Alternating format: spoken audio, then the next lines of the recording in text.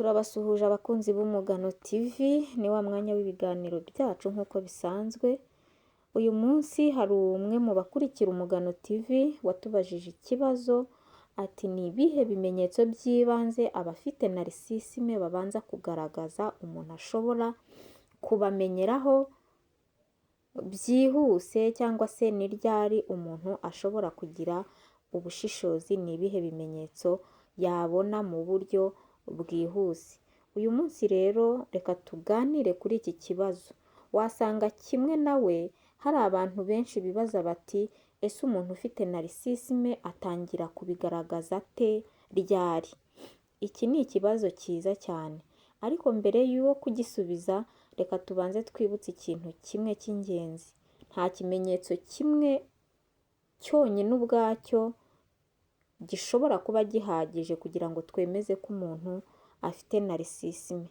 Ahubwo narisisime ni imyitwarire yisubiramo kandi ikamara igihe, ikanagaragara mu buryo butandukanye. Bivuze ngo ntabwo ari ikimenyetso kimwe, ahubwo ni ibimenyetso bikomatanyije kandi byisubiramo bikanamara igihe. Uyu munsi rero tugiye kurebera hamwe ibimenyetso bya mbere abantu benshi bafite iki kibazo cya narisisime bakunze kugaragaza. Tera agatebe hasi rero tubirebere hamwe. Ni ibimenyetso bigeze muri 6 bishobora kukugirira nawe akamaro nk'uko uyu mukunzi w'Umugano TV yagaragaje intere yo kubisobanukirwa, kandi nibyo koko. Ikimenyetso cya mbere ni uko uyu muntu akunda kugaragara nk'umuntu udasanzwe. Uyu muntu usanga mu ntangiriro ashaka kugaragara nk'umuntu ufite icyizere gikomeye, mbese wifitiye self confidence, umuntu uvuga neza, mbese wa muntu ushobora kwisanzurwaho, uri sociable nk'uko tubivuga, cyangwa se wa muntu ugasanga ni wa muntu ushobora gukurura abantu abiyegereza, kandi usanga uyu muntu asa n'ufite ibisubizo kuri buri kibazo. Mbese urumva ni umuntu wo kwifuzwa pe. Ibi ubwabyo ntabwo ari ikibazo, ahubwo aho ikibazo kiba ni iyo ibi bintu byose tumaze kureba biherekejwe no kwishyira hejuru, no kumva ko abandi batamwigezaho, mbese akantu ka superiorite, kubatesha agaciro. Ibi ngibi bishobora kuba ikimenyetso mpuruza gisaba kwitonderwa kuri uwo muntu. Ikindi cya kabiri agaragaza, ashaka ko abantu bamushima cyane. Uyu muntu akunda gushaka gushimwa, akunda kwemerwa, validation, mbese no kumva ko ari umuntu udasanzwe, gushyirwa nyine kuri piedestal, nyine nk'aho isi yose yamuhindukiriye, niko navuga. Gufatwa nk'umuntu udasanzwe, niba ari nko muri sosiyete runaka, ukabona nyine niwe muntu ushaka kugira gutese kwigaragaza cyane nk'aho ari we ubikwiye. Iyo atabonye icyo yifuzaga rero muri ubwo buryo, ashobora kurakara cyangwa se akumva asuzuguwe. Ibi ngibi akenshi bizakunda kugaragara niba ari umukunzi wawe, ubibone muri nko mu bantu, muri mu kirori se, mu manama, ibintu nk'ibyo, ahantu nyine hahurira abantu benshi, cyangwa se niba ari mu kazi, uzabibona niba wenda ari nk'umuyobozi, muri mu itimu runaka mukoreramo. Yes, ibi ngibi niho uzagenda ubasha kubibona uburyo ashaka kwigaragaza mu bandi, n'uburyo areyagitinga atabonye icyo yashakaga, ni ukuvuga gushyirwa hejuru n'ibindi bijyanye nabyo. Ikindi kimenyetso cya gatatu ntago yakira neza ibintu bimunenga. Mu by'ukuri tuvugishije ukuri, abantu bose ntago kunengwa birababaza nyine, kubera ko akenshi wumva nyine utageze ku ntego. Ariko umubabaro w'umuntu uri normal yanenzwe, umubabaro uri normal ni uko nyine ababazwa nuko atageze ku cyo yashakaga, akagerageza kwisiripasa kugira ngo icyo kintu kizabaho. Bitandukanye rero n'umuntu ufite imyitwarire ya narcissistic. Uyu muntu we akunze guhita agaragaza imyitwarire yo kwirwana, yo gushaka guhita yirwanaho igihe anenzwe, ahita agerageza gushinja abandi ibyo anenzwe, cyangwa agashaka kugoreka ibintu no kugira ngo atagaragara nk'uwakoze ibyo ngibyo anenzwe. Agashaka kubihigikira ku bandi cyangwa se kubyesikiva nyine nk'aho bitamureba, atari we wabikoze. Mbese muri make twavuga ngo kwemera amakosa muri rusange biramugora. Ikimenyetso cya kane, akunda kugenzura abandi buhoro buhoro. Iyi buhoro buhoro uyiteho kuko ntago ari ikintu kigaragara. Akenshi nyine abikora wenda abyitirira nk'inshingano afite, niba ari nk'umuyobozi, abikora niba ari mu rukundo, abikora ari nka protection. Utuntu nyine tw'udukino twa control, ukuntu ashaka gukontorora buri kintu cyose. Uyu muntu rero usanga mu ntangiriro ashobora kubikora mu buryo butagaragara. Reka dufate nk'urugero, abashaka kumenya aho uri buri gihe, niba ari umukunzi wawe, abashaka kumenya aho uri buri gihe, buri saha, buri segonda. Uri hehe, ukagira ngo ni ukukwitaho, ukagira ngo ni protection, ukagira ngo mbese ukagira ngo ni igishyika, ariko abashaka kumenya buri segonda uri hehe. Agashaka ko ibyo akunda ari byo bikorwa, ntago wowe ajya guhashua. Abashaka ko iteka ibyo ashaka ari byo bikorwa, ari byo bikurikizwa. Cyangwa akakwereka ko ibitekerezo bye ari byo by'ingenzi kandi bigomba kubahirizwa.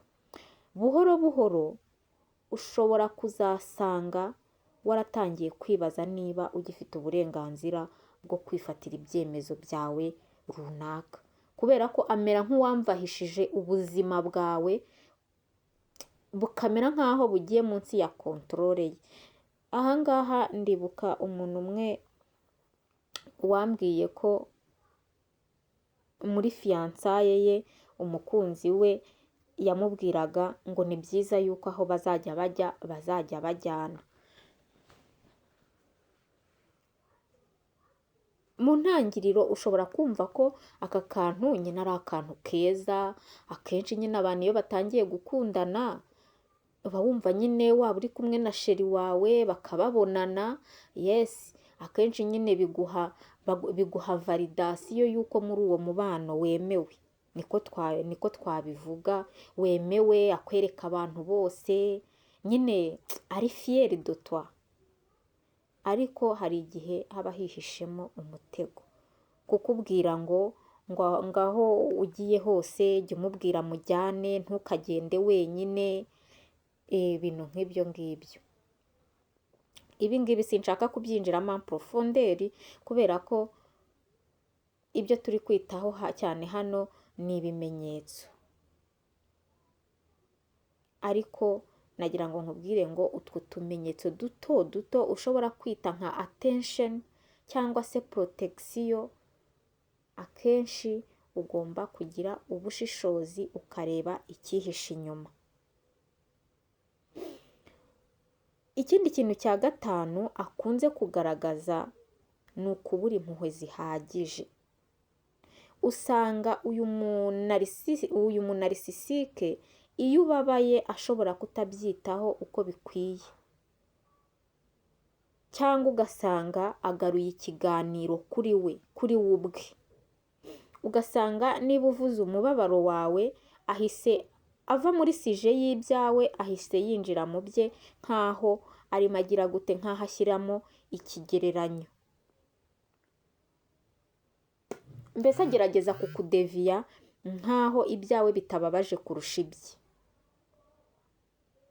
Ibi ngibi rero ntabwo biba bivuze ko atigera agaragaza impuhwe, ariko akenshi usanga atekereza mbere ku nyungu ze. Abo narisisime bo yarenze, hari igihe twabonye je demosiyo bagira nyine byo gukina n'amarangamutima y'abantu. Hari n'umukunzi wacu duherutse kuganira, ari nawe wambajije iki kibazo, arimo avuga ati ataba abantu ni amavampira energetike kuko nk'uko bivugwa. Yes, nyine aba bantu ni wa muntu wa wundi ufite umunarisisime byageze kuri levo yo hejuru, we ashobora no kukubona urira ukabona nta kintu na gitoya bimukozeho, ukabona ni insensible bimwe bya burundu, mbese ukabona niba ari we wenda unabikoze ukabona ku maso afite nk'akantu ka satisfaction kubera ko abashije kukugiraho efe negatifu. Ikindi cya gatandatu rero agaragaza ari nacyo cya nyuma, ntabwo ari ukuvuga ko ari icya nyuma mu bimenyetso, ariko ni ibimenyetso by'ibanze ushobora kureberaho ko umuntu ashobora kuba afite narisisime muri we. Kandi ibi bintu ni ibintu nyine byihuta bitihishira, witonze ushobora kubibona.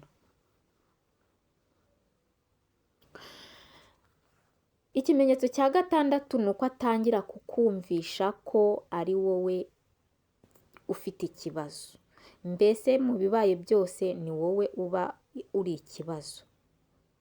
Iyo mugiranye ikibazo runaka, ushobora gusanga amaherezo ari wowe uri kumusaba imbabazi, ari wowe wumva ufite amakosa, kandi ugatangira kwibaza niba koko ibyo wabonye ari ibintu nyakuri, cyangwa se ibyo watekereje muri iyo situwasiyo ariko byari biri cyangwa wibeshye. Ibi rero bishobora kuba intangiriro ya gaslighting. Gaslighting twabonye ariko ari bwa buryo agucurika agucurukura ku buryo utangira kwitiranya realite na fiction. Ntabwo ubasha kumenya ikiri ukuri n'ikitari ukuri, utangira gucanganyikirwa muri wowe ku buryo utangira no kuduta cyangwa se gushidikanya ku byo ubona wowe ubwawe urebesha amaso, ukabibona ariko ukagira ngo hari ufite nk'ibihu mu maso. Mu bwenge bwawe nyine aba arimo ameze nk'uri gushyira ibihu mu bwenge bwawe ku buryo udashobora gusobanukirwa ibyo uri kubona.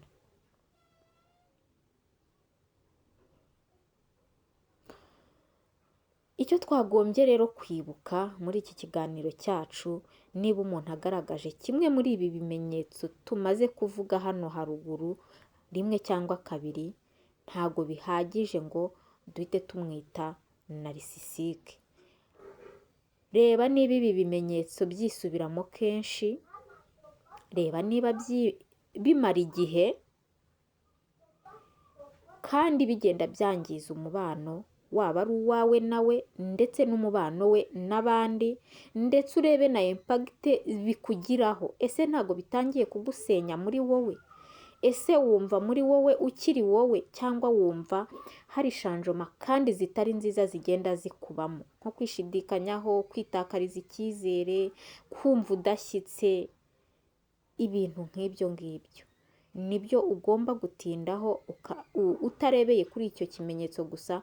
Reba consistency yacyo, uko cyisubiramo, uko kimara igihe, n'ingaruka kigira ku mibano ye n'abandi, nawe impagiti ibyo bintu birimo kugenda bikugiraho, niba bitarimo kukwangiza muri wowe.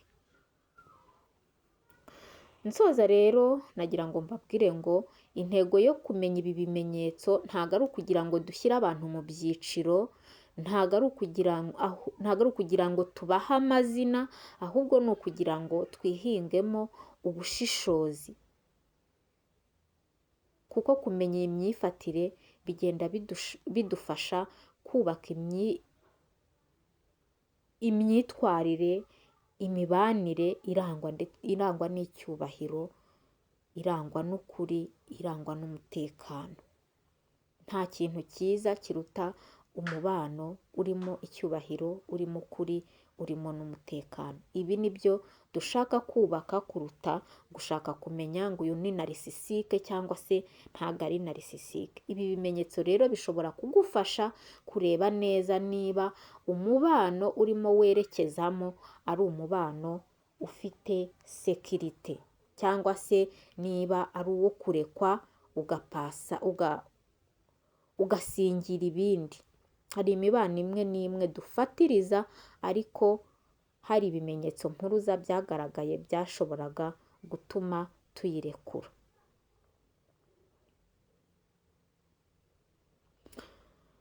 Ubushishozi rero nk'uko twari turimo kubivuga, ntago bugamije kugira ngo ducire abandi urubanza, ahubwo bugamije kuturinda, bugamije kudufasha kubaka imibanire myiza hagati yacu n'abandi, hagati mu muryango.